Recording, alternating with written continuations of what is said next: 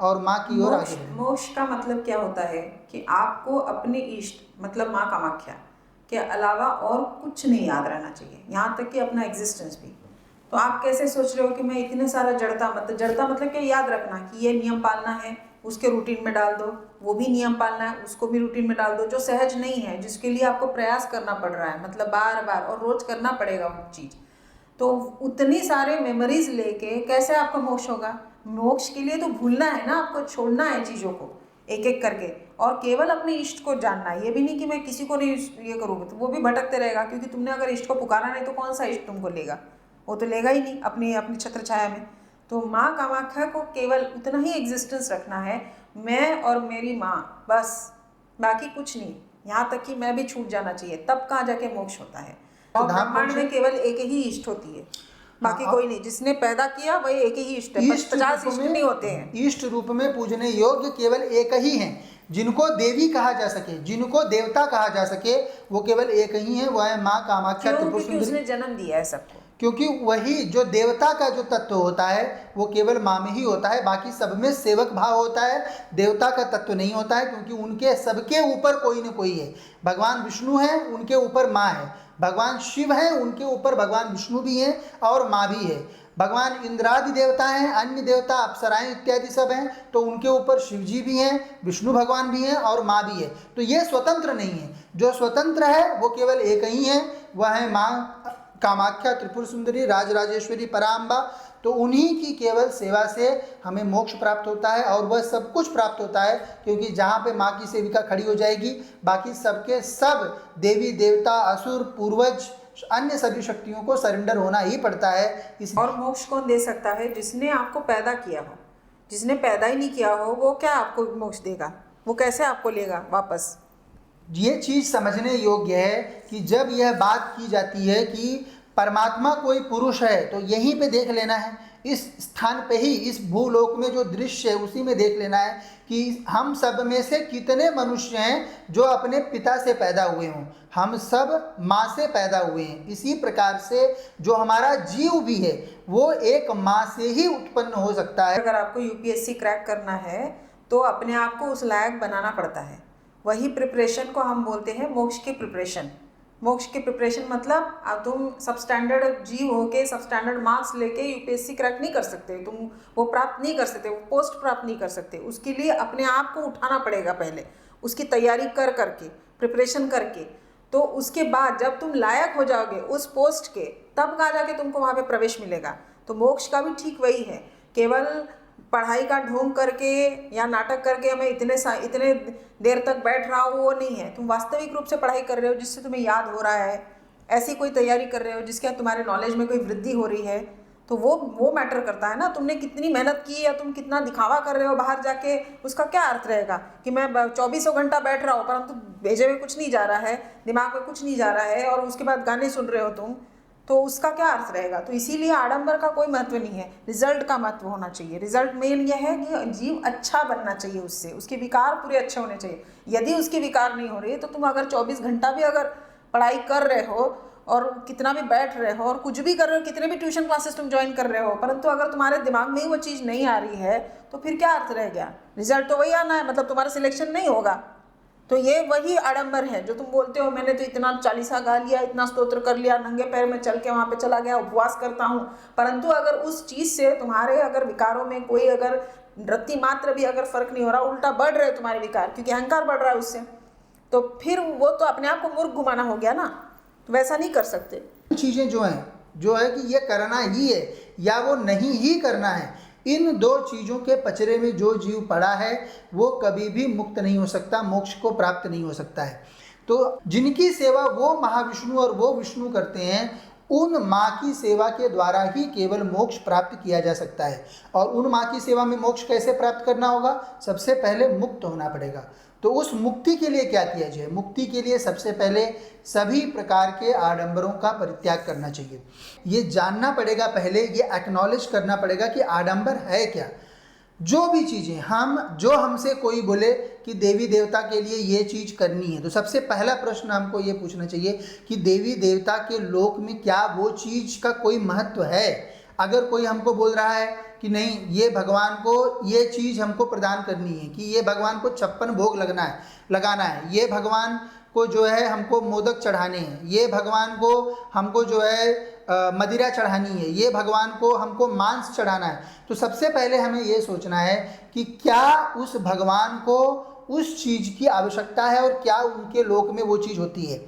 भैरव भगवान जो हैं, जो भगवान शिव के उग्र स्वरूप हैं, उनको किस मदिरा की ज़रूरत है, उनको किस सिगरेट, किस बीड़ी की ज़रूरत है।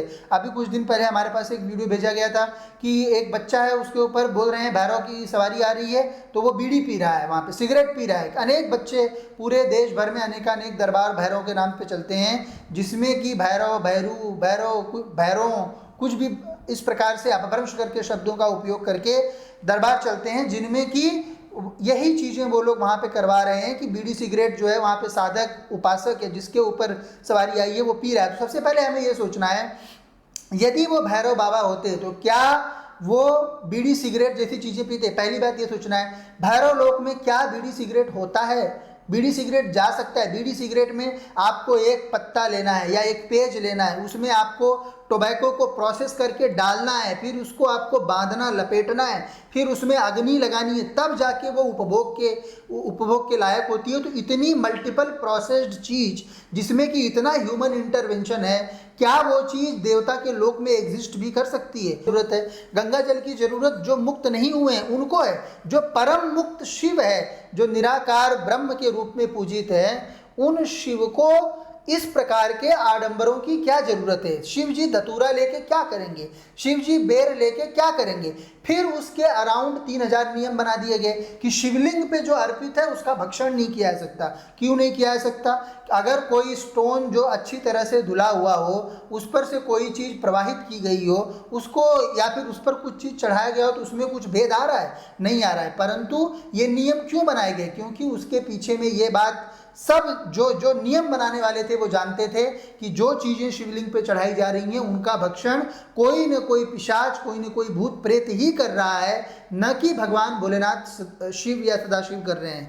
तो जब उसके द्वारा वो चीज़ भक्षण कर ली गई, फिर वो मनुष्यों को भक्षण करने के लिए वो नहीं दे रहे हैं। तो इन व्यवस्थाओं का ही त्याग करने की जरूरत है कि भगवान, जितने भी भगवान के स्वरूप होते हैं और मूल पूजनीय जो स्वरूप है वो तो केवल माँ कामाख्या त्रिपुर सुंदरी का स्वरूप है, जिसमें कि माँ जो है वह अपने सेवकों के साथ एक दरबार स्वरूप में विराजमान होती हैं। भगवान सदाशिव के ऊपर बैठी हुई वो परा अम्बा उसी रूप में केवल एकमात्र पूजनीय है।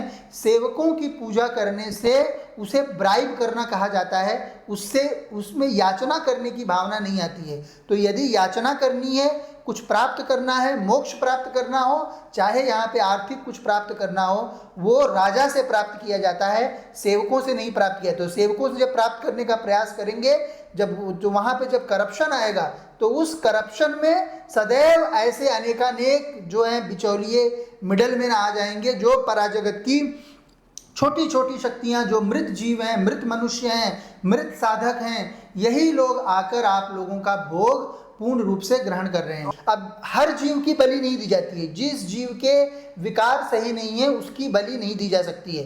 कोई सांप की बलि देने से आपके लिए कोई देवता प्रसन्न नहीं होगा। क्यों नहीं दिया जा सकता सांप की बलि? क्योंकि उसके विकार खराब हैं। वो जीव जो कोई उसको स्पर्श कर दे तो उसके बदले में उसको दंश कर ले रहा है, ऐसे जीव का बलि देने का कोई महत्व नहीं होता है। परंतु जो जीव, जो ऐसी योनियाँ हैं जिनमें कि जीव के विकार अति कम होते हैं, कि जैसे बकरे की योनि होती है, उसमें उसे कुछ भी चीज़ नहीं है, उसे किसी तरह का, आप देखोगे एकदम शांत तरह का जीव होता है, वो लगभग किसी के लिए भी परेशानी का कारण वो जीव नहीं होता है। तो इसलिए उसके लिए बलि का विधान किया जाता है कि जब वो जीव इतना सॉर्टेड हो चुका है, तो उसके बाद उसे पशु योनियों की, आगे की 84 लाख योनियों की यात्रा में क्यों डाला जाए।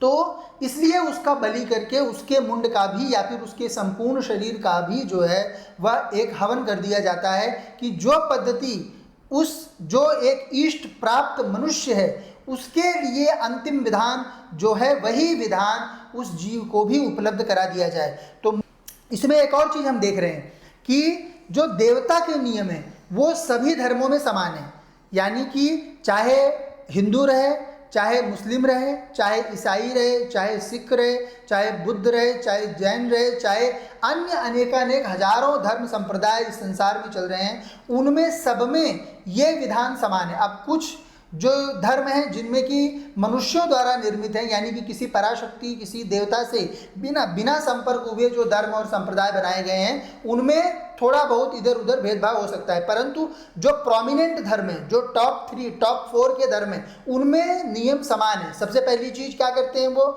हर धर्म में बोला जाता है अपने विकार पे नियंत्रण करो।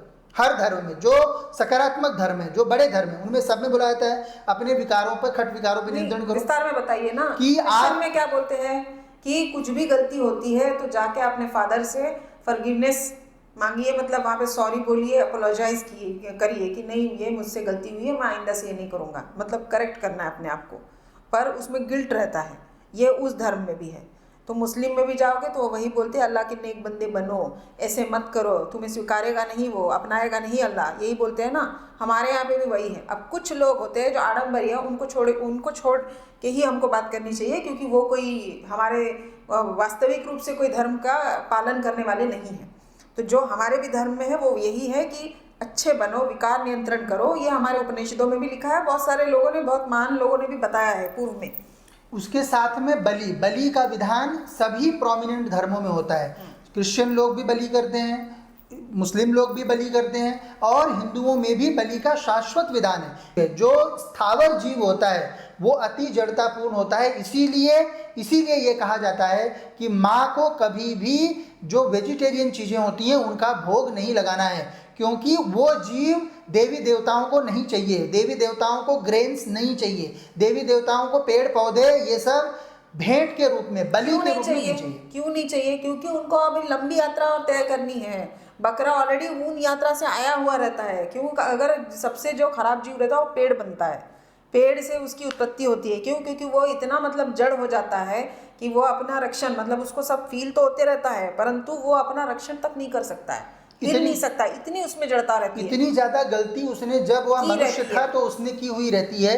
तो उस जीव को हम यहाँ क्यों उत्पन्न करेंगे? आज हमारे समाज में इतने सारे असुर क्यों पैदा हो गए? वो इस बलि यज्ञ के समय में दी जाने वाली बलि प्रक्रिया के भंग होने के कारण ही हुए हैं कि हम अपने देवी देवताओं को मूल बलि न देकर रिप्लेसमेंट के रूप में उन जड़तापूर्ण जीवों को हम दे रहे हैं कि फिर वही जड़तापूर्ण जीव वापस हमारे मंडल में ऐसे जीवों के रूप में जन्म ले रहे हैं जो कुछ नहीं कर सकते हैं, जो समाज में कोई योगदान, पॉजिटिव योगदान नहीं दे सकते हैं, और नकारात्मकता का वह प्रचार प्रसार समाज में करते हैं। अनेकानेक मनगढ़ंत तरीकों से यदि पावरफुल पोजीशन में पहुंच जाते हैं तो फिर ये अनेकानेक अपनी मनगढ़ंत चीज़ों को जो है प्रचार प्रसार यह कर रहे हैं। तो इसलिए जो देवी देवताओं का नहीं, क्योंकि देवता जो है जैसे माँ है, तो माँ के गर्भ में तो पूरा ब्रह्मांड है। क्या उस ब्रह्मांड का हिस्सा मलेच्छ नहीं है?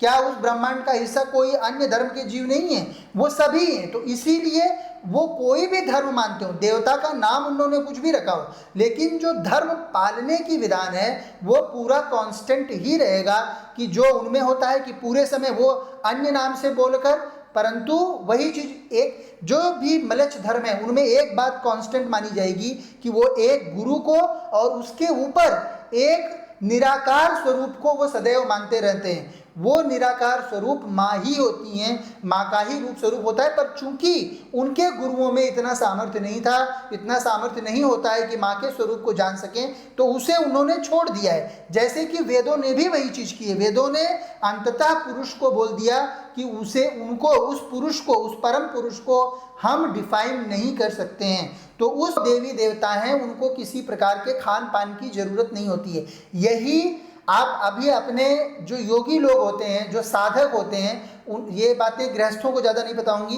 परंतु जो साधक रहते हैं वह महीनों महीनों बिना कुछ खाए पिए रहते हैं। तो जो एक साधक कोटि का जीव है वह भी, उसे भी यदि महीनों महीनों अन्न की जरूरत नहीं है, तो आपको लगता है कि जो भगवान हैं, यानी कि जो सदा से हैं, उनको किसी प्रकार के भोग की आवश्यकता होती होगी।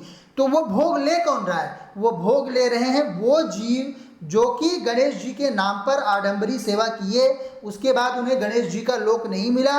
अब वो जो आडंबरी सेवा उन्होंने की, वही आडंबरी सेवा का विधान आज हमारे पास उपलब्ध है, और समाज में जो लोग उस आडंबरी विधान का पालन कर रहे हैं, उनके घरों में यही भूत प्रेत पिशाच आकर घर में उनके बैठकर उन देवी देवताओं के नाम पर भोग इत्यादि स्वीकार कर रहे हैं, और उससे आपका उच्चाटन हो रहा है, आपके यहाँ पे आर्थिक परेशानियां बन रही हैं, आपके बच्चे खराब हो रहे हैं, आपके यहाँ रोग बन रहे हैं, आपके यहाँ कर्ज की स्थिति बन रही है, आपका पूरा व्यवस्था डामाडोल हो रहा है।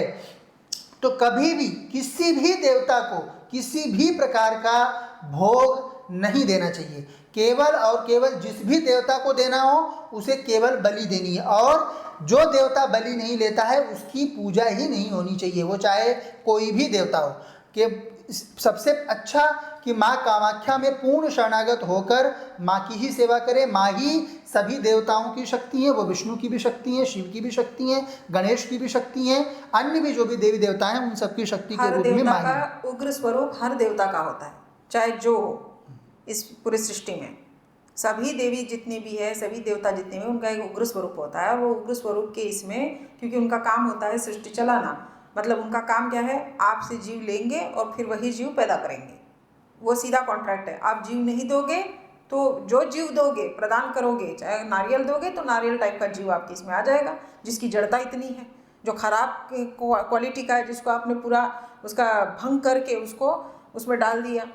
और जो जिसको आप समर्पित भी कर रहे हो वो कौन सा देवता है, वो भी वही है, वो पूर्वज। और ये सब फालतू जो मसानियाँ जो यहाँ पे दरबार में पकड़ी जा रही है, भैरव मसानी, ऐसे जीवों को आप दे रहे हो, प्रदान कर रहे हो। क्यों? क्योंकि देवता तो असली जीव लेते हैं, वो तो जिसका अच्छे से इवोल्यूशन हो चुका है, जिसके उतने विकार नियंत्रित हो चुके हैं, वैसे जीव लेते हैं देवता, जिसने ऑलरेडी उतनी यात्रा कर चुके हैं। और जो ह्यूमन बर्थ के लायक हो ऐसे जीव देवता लेते हैं। तो इसीलिए बड़े जीव या बड़े जानवर का वो लेंगे। तो ऐसे जीव को न देते हुए जो फालतू जीव, जो आप कुछ भी फल चढ़ा रहे हो, नारियल चढ़ा रहे हो, जो उन विधानों का जो यूज़ जो कर रहे हैं, तो फिर वैसा जीव आपके घर में आएगा। कोई भी मंदिरों में जिसमें हलवा पूड़ी, लड्डू, मोदक और क्या क्या चीज़ें चढ़ रही है, अभी तो कुछ हमारे पास वीडियो भेजा गया था कि कोई मंदिर में घड़ी चढ़वा रहे हैं, तो ये सब चीज़ें जहाँ कहीं भी चढ़ रही हैं वहाँ पे केवल मृत भूत प्रेत पिशाच के अतिरिक्त अन्य कुछ भी नहीं है। घड़ी कौन सा देवता लेगा? इतना तो कॉमन सेंस होना चाहिए। कुछ भी बिना ये करते हुए आप करते हो, फिर अन्य धर्मों के लोग या फिर कोई भी थोड़े बहुत जो पढ़ लिख जाते हैं, जो तार्किक लोग होते हैं, फिर आप लोगों को बोलते हैं कि अरे कितने मूर्ख होकर के, फ्रॉड है, मूर्ख है, यही बोलते हैं ना कि बकवास है करके। क्योंकि वो सही बोलते हैं, वो सही है। उनकी आत्मा ये जानते रहती है कि ऐसा कौन सा विधान होगा, कौन सा देवता होगा जो घड़ी लेता होगा, जो हलवा पूड़ी खाता होगा, बीड़ी पीता है, जो बीड़ी पीता है, सिगरेट पीता है। तो उस पर उनका क्वेश्चन बहुत सही होता है, और वो क्वेश्चन वो इसीलिए है क्योंकि ऐसे सभी स्थानों पर जहाँ पर इस तरह के आडंबर हो रहे हैं वो केवल भूत प्रेत पिशाच और असुरों के स्थान है, जिन पे कि इन ये असुर इत्यादि आकर यहाँ पर मनुष्यों के ऊपर आश्रित होके मनुष्य लोक को, भूलोक को बर्बाद कर रहे हैं, मनुष्यों को एक पीड़ा में रख रहे हैं, गरीबी में रख रहे हैं। इन सब का परित्याग पूर्ण रूप से होना चाहिए। एक बात उतर आएंगे, आप सोचिए, जब ऐसा मनुष्य योनि होने के बाद भी अगर आपके विकार सही नहीं रहते तो उसको एक्सेप्ट नहीं किया जा सकता है, तो आपका नारियल कैसे एक्सेप्ट हो रहा है? जो कि शापित है, क्योंकि उसे स्थावर होने का श्राप मिला है। वो भी जीव है, बिल्कुल जीव है, हर वृक्ष हर फल जीव है, लेकिन वो श्रापित जीव है। ऐसा जीव है जिसे जब पशु योनियाँ यानी कि जंगम योनियाँ मिली थी तो उसने गलत किया था। अब जो शेर है, वो जो बच्चों को, आप लोगों के मनुष्यों के बच्चों को गांव से उठा के लेके चले जा रहा है, लोमड़ी है, भेड़िया है, जो मनुष्यों के बच्चों को उठा के लेके चला जा रहा है, खा रहा है, उसको पशु योनि मिली है, उसको एक फल योनि मिली है, और फिर आप जाके उसको तोड़ के लाके यज्ञ में समर्पित करके देवता के यहाँ वापस भेज दे रहे हो। फिर से वो मनुष्य बन के आ रहा है, फिर वह आपके समाज में गुंडा मवाली बन के पुनः आप लोगों को ही हानि पहुंचाएगा, मर्डरर बनेगा, लोगों को हानि पहुंचाएगा, लोगों को आर्थिक हानि पहुंचाएगा, फ्रॉड बनेगा, चोर बनेगा, डकैत बनेगा। तो ये जो साइकिल है, ये चक्र है, ये इसीलिए हो रहा है क्योंकि देवताओं को जो स्थावर योनियां हैं वो हम जो है समर्पित कर रहे हैं, न कि जंगम योनियों को। पूरे के आपकी पॉपुलेशन जो है वो, जैसे आप जानवरों को चढ़ा रहे हो तो ज़्यादा पॉपुलेशन, क्यों? क्योंकि आप समझो एक नारियल दे रहे हो, तो ऐसा नहीं है कि उसको एक नारियल देते ही उसका जन्म हो जाएगा। मल्टीपल नारियल देने पड़ेंगे, कई ज़्यादा, एक बकरे के अनुपात में बहुत ज़्यादा देने पड़ेंगे। कई बार वह उन योनियों में प्राप्त होकर देवता को बार बार चढ़ेगा, वो फिर जाकर उसका जन्म होता एक है, मनुष्य बनेगा। तब जाकर वह एक मनुष्य बनता है। जैसे परंतु मनुष्य का जो रेशो होता है वो 1:1 है। एक मनुष्य अगर मोक्ष में जाएगा तो उसका एक मनुष्य आएगा, मतलब जब भी उसका समय रहेगा तब। और वैसे ही बकरे का फिर वही है कि उससे मल्टीपल बकरे चढ़ेंगे, समझो मान लो 10-11 बकरे चढ़ेंगे तब एक मनुष्य आएगा। वैसे ही नारियल बहुत सारे चढ़ाने पड़ेंगे तब का जाके एक मनुष्य। इसीलिए हिंदुओं की पॉपुलेशन इतनी कम है। जो मलेच्छ है वो जानवर ज़्यादा दे रहे बलि, तो सबसे ज़्यादा जो दे रहे हैं उनका ज़्यादा पॉपुलेशन है। उसके दूसरे नंबर पे जो दे रहे हैं उनका उसके बाद का पॉपुलेशन है। हिंदू लोग वेजिटेरियनिज्म का फॉलो कर रहे हैं तो उनका तीसरे नंबर का पॉपुलेशन है। और ये बोलते हैं हनुमान चालीसा को पढ़ लो तो फिर जो है भूत भाग जाएंगे। तो जब तुलसीदास जी नहीं थे तो भूत नहीं भागते थे, क्योंकि जीव की मृत्यु तो तब भी होती थी, जीव विकार युक्त तब भी होते थे, जीव प्रेत पिशाच योनियों में तब भी जाते थे, और जीव को झाड़ने वाले भी तब भी और होते जीव थे। को झाड़ने वाले ओझा गुनिया तब भी होते थे, और उनको झाड़ा भी जाता था, वो उतरते भी थे, वो वापस जाते भी थे, वो पकड़े भी जाते थे। तो ये हनुमान चालीसा आने से ऐसा नया परिवर्तन क्या हुआ? तो कोई परिवर्तन नहीं हुआ है। ये सब टोटली जड़तापूर्ण विधान होते हैं, और इनसे केवल वो आत्माएं जो है उनमें थोड़ा सा परिवर्तन देखने को मिल सकता है, यदि मिलेगा तो। पर वो भी जो आज का भी जीव है, जो जानता है हनुमान चालीसा की बहुत बड़ी उसकी जड़ता है, पर जब 1-2 बार कोई पढ़ेगा, एक बार डर के भाग जाएगा, दूसरी बार डर के भाग जाएगा, पर तीसरी बार जब वो आएगा और वो खड़ा रहेगा वहाँ पे और आप पढ़ते रहोगे और कुछ नहीं होगा उसे, तो वो समझ जाएगा कि ये एक पूरी तरह से केवल मूर्खतापूर्ण विधान था, उससे अतिरिक्त और कुछ नहीं था। इसी प्रकार से सब प्रकार के स्तोत्र इत्यादि, स्तोत्र महिम्न और आरती इत्यादि सब होती है कि आप देवता को एक विशेष प्रकार से बार बार उसी प्रकार से आप देवता को पुकारते रहते हो कि मेरे लिए ये कर दो, आप ये हो, आप ये हो, आप ये हो, आप ये हो। तो उससे कोई देवता प्रसन्न नहीं होता है। देवता प्रसन्न तभी होगा जब आप अपने आप को देवता के तुल्य बनाने का प्रयास करोगे। यदि आप थोड़ा सा कम रहोगे तो देवता हाथ लगाएगा, और जब आप सम हो जाओगे तो फिर जब ये शरीर छूटेगा तो आपको देवता के चरणों की प्राप्ति होगी। इसके अतिरिक्त कोई भी इस ब्रह्मांड का विधान जो है वह देवता के समीपता भी नहीं दे सकता है। प्राप्ति तो बहुत दूर की बात है। न नाम जप से देवता की समीपता प्राप्त होती है, न कोई यज्ञ हवन से देवता की समीपता प्राप्त होती है, न किसी प्रकार के आरती चालीसा स्तोत्र करने से देवता की समीपता प्राप्त होती है, न कोई मंत्र रटने से भी देवता की समीपता प्राप्त होती है, जब तक कि गुरु के द्वारा सबसे पहले आपको जनाया जाता है, आपको वो इष्ट जानने लगता है। आप स्वतः बैठ के चाहे ये सब जितने भी आडंबरपूर्ण नियम करो, उससे 1% भी देवता की ओर हम नहीं बढ़ते हैं, बल्कि देवता से दूर ही जाते रहते हैं। क्यों? तो इस बात का हम सभी को ध्यान रखना है पूरी तरह से। और जैसे देवी देवता को अभी स्पष्ट रूप से बता दे रहे हैं कि देवी देवता आपके आरती चालीसा, आपकी भाषा, आपका शस्त्र नाम, आपका कोई आडंबर, आपकी पूजा पद्धति, उससे नहीं रिश्ते हैं। देवी देवता जो रिश्ते हैं वो मन की भाषा है, उनकी बस उतनी ही काम की है। तो उसमें कोई भी किसी ने सुप्रीमेसी नहीं लगानी चाहिए, ये कि मैं संस्कृत का ही हूँ, संस्कृत में ही श्लोक होना चाहिए, या फिर तमिल में ही होना चाहिए, या फिर किसी अन्य भाषा में, या फिर अवधी में होना चाहिए। ये कोई नहीं है, क्योंकि ये आपके बनाई गई भाषा है। मन देवता उससे कई ज़्यादा ऊपर से समझ रखते हैं, और वो केवल मन की भाषा समझते हैं। तो अभी अगर आप समझ रहे हो कि चलो एक आरती है ओम जय जगदीश है, अगर वो गाएंगे तो ही देवता प्रसन्न होंगे, और अन्य लोग नहीं गाएंगे तो नहीं होंगे, ऐसा नहीं होता है। अब जो उस भाषा को भी नहीं जानता तो उसका भी तो कल्याण कर ही रहे ना देवता। जो अन्य भाषा में अपनी मन की बात बोल रहा है उसका भी कल्याण कर रहे हैं। चलो कोई लोग अभी गणेश फेस्टिवल आ रहा है तो उसमें मराठी में कोई आरती गा रहा है तो उसमें भी कल्याण हो जा रहा है लोगों का। तो उससे खास तौर पे कल्याण उससे नहीं हो रहा है।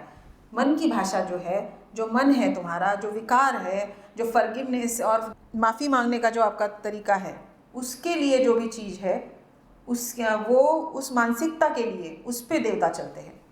तो इस बात का हम सभी को ध्यान रखना है, क्योंकि समय का एक विधान शाश्वत है कि हमें जो है उसको क्रिमेट करना चाहिए। हर जीव को, चाहे वो जिस धर्म का हो, जिस जाति का हो, उसे हर सबको ये प्रयास होना चाहिए कि हमारी जो शरीर है उसको अग्नि प्राप्त हो, उसे अग्नि को समर्पित कर दिया जाए, और उसके बाद जो प्रक्रियाएं होती हैं उनका कोई महत्व जीव की यात्रा से नहीं होता है। यदि जीव ने अच्छे कर्म किए होंगे, उसने इष्ट धारण किया होगा, उसने गुरु धारण किया होगा, तो फिर उसे जो है इष्ट के चरण चरण प्राप्त होंगे, और यदि नहीं किया होगा तो भूत प्रेत पिशाच अपने कर्मों के अनुसार बनकर वह भटकेगा ही। उसके लिए आप जो जीवित हो वह कुछ नहीं कर सकते हो, और इस ब्रह्मांड में ऐसा कोई विधान नहीं बनाया गया जिससे कि उसके लिए कुछ भी किया जा सके। तो सभी भक्तों ने, सभी जो है माँ की सब पूर्ण रूप से समर्पण भाव से माँ कामाख्या की सेवा हम सबको करना चाहिए। आडंबरों को, मन को समझाना है और उसकी लिस्ट बनानी है कि ये आडंबर मैं अब तक कर रहा था,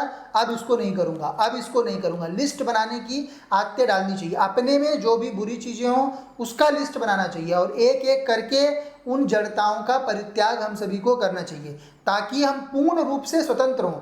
माँ ने हमको मनुष्य बनाया, हमको मन दिया, इसलिए ताकि हम स्वतंत्र रहकर इसके ऊपर की यात्रा करें। इसलिए नहीं कि हम अपने आप को 3000 नियमों में, 3000 विधानों में बांध कर इतनी जड़ता बना दें कि हमारे लिए जीना मुश्किल हो जाए, कि हम अब नियम डिसाइड कर रहे हैं कि हम कौन से दिन क्या खाएंगे, क्या हम खाएंगे और क्या नहीं खाएंगे। ये धर्म नहीं होता है। धर्म यह है कि हमको पूर्ण स्वतंत्रता है कि हर क्षण, हमारा प्रति क्षण इस ब्रह्मांड में हमारे अतिरिक्त और कोई निर्धारित नहीं कर सकता है, न निर्धारित करना चाहिए। और हमारी माँ के ओर जो है वह हम हर समय, हर क्षण आगे बढ़ते रहें। यही प्रयास हम स्वयं अपने मन से, अपनी इच्छा से, अपने पुरुषार्थ से कर सकें। इसलिए हमें मनुष्य शरीर मिला है,